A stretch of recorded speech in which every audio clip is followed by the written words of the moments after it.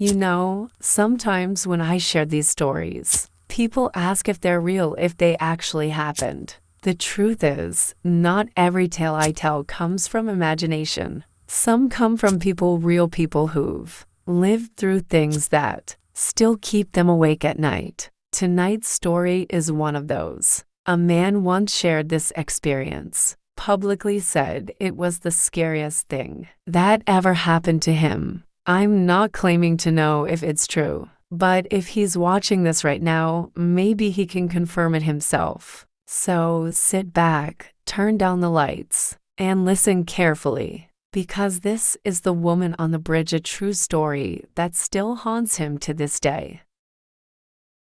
Alright, this is something that happened when I was a kid, a proper real story, not made up, and to this day, I have no idea how to explain it. Before I start, apologies if my English sounds a bit off here and there. It is not my first language. I actually sent this story to a local magazine about 8 or 9 years ago, and it ended up winning an award for creepiest true story. So yeah, buckle up. I am 23 now, but back then I must have been 6 or 7. My granddad, God rest him, was a police officer in a small town in Virginia.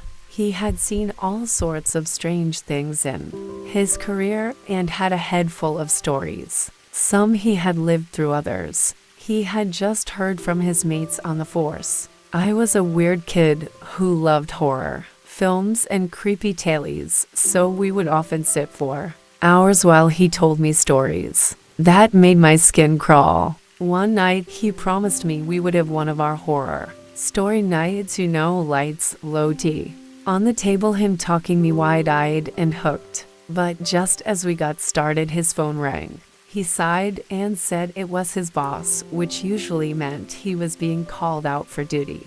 There was a big storm rolling in, and because he worked in a small town with barely any officers, he often had to keep an eye on the roads during bad weather. There was this one bridge, always the same one, where accidents kept happening when it rained.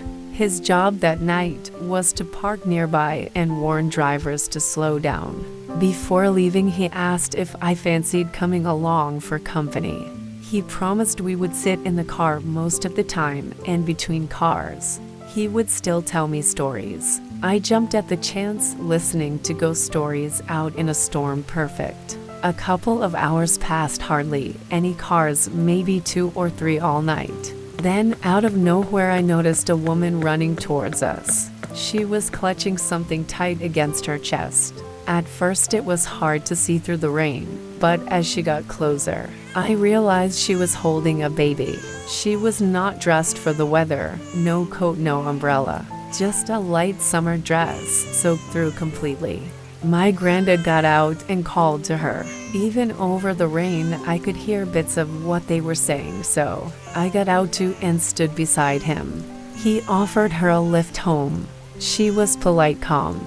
Nothing strange about her at all. Said she did not want to get him in trouble while he was on duty and that she lived nearby.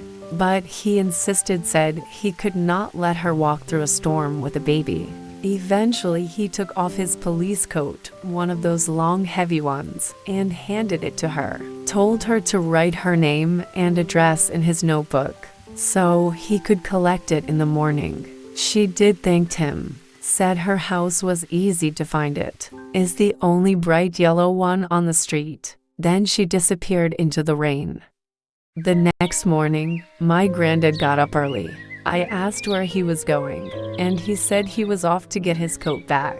I begged to come along, and he said yes. We drove to the address she'd given him, but when we got there, all the houses were white, not a single yellow one in sight. We went up and down the road a few times, confused, until I spotted a narrow passageway between 2 houses overgrown with flowers and bushes. It led to a house tucked behind the others, a bright yellow one, exactly like she'd said.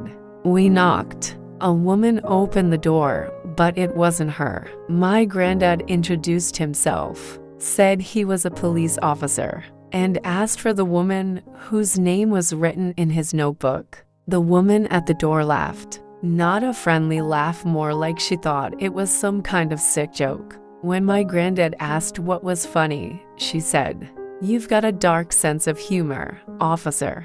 That woman's been dead for years." She explained that the woman, the one my granddad had seen, died in a car crash with her baby years ago on that very bridge. My granddad didn't believe her, thought maybe this new woman fancied keeping the code for herself. So she offered to prove it. Sighed, "If you don't believe me, I'll show you her grave. It's only a few streets away." We followed her to the cemetery, and when we got there, we saw at her tombstone, and hanging over it was my granddad's coat. I'll never forget the look on his face, or the chill that ran through me when I realized it was the same woman, the same baby, the same storm. To this day, I can't explain it, but every time it rains, I still think about that bridge.